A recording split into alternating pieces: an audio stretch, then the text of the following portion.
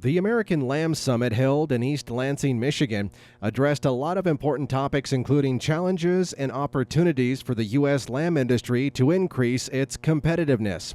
Nick Forrest is a sheep producer and past American Lamb Board member from Oxford, Ohio, and says producing a high-quality and consistent product that can compete with imported lamb from Australia and New Zealand all starts at home. They got to learn about their breed. They have to learn about opportunities in that breed, the genetics. You know, you can only, some of the breeds you can't take them up to those 150, 145 pounds, you know, and some breeds they stop at 110 pounds. So you have to be educated about how much, when those lambs are ready to go to market. And we have to teach our producers a better job of when their lambs are ready to go and get killed at that optimal weight and there's no fat on there, and get that flavor with that lamb. He says one of the proven strategies is simply listening to the consumer about what they want. We have to listen to our consumer.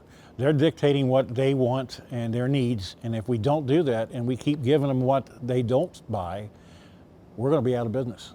During his career in food service, Nick says he and his wife Kathy would put on in-home cooking demonstrations to help educate consumers about American lamb. We have a ball. We've been doing this for over 45 years, and what started it was everybody knew about the Tupperware program where they tried to sell you that plasticware. It would bring a bunch of ladies in, friends. Well, we turned around and made it the Ohio Lamb Roadshow, where we would go to your house, you invite 10 or 12 of your friends, and what we would do is put on a 2-hour presentation.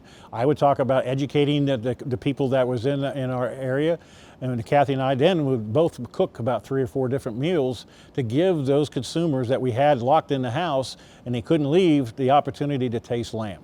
And by the end of the evening, they had a better understanding about lamb, and then they tasted the lamb and they found out it wasn't as bad as their grandpa told them was.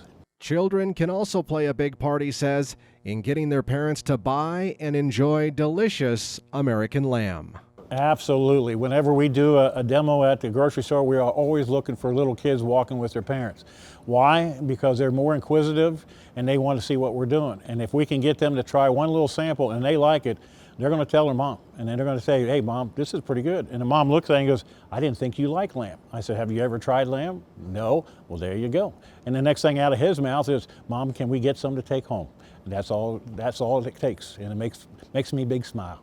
And he says the American Lamb Board is doing a great job of educating consumers about the benefits of American lamb and, of course, the producers who raise it. You know, the Lamb Board is out there promoting your product national, you know, whether it be at lamb jams or different type of eating events. If you look at the amount of time and the recipe cards and the material that they do, it's first class. If I would do that on my own dime, I couldn't afford it. I'd rather support somebody like the Lamb Board who can do a better job and get more bang for my buck and get more word out throughout the United States than something I can do in the Cincinnati area. And with our consumers, with the Lamb Board, they're right on the money when they take the research and who's buying the lamb, what do they want from the lamb, and they're trying to tell our producers, this is what our research is called. The millennials love lamb, they have the money, but we have to do a better job of educating our producers and our consumers to get that to work together. For more information about the Lamb Checkoff and the American Lamb Summit, visit lambresourcecenter.com. I'm Russell Nemitz reporting.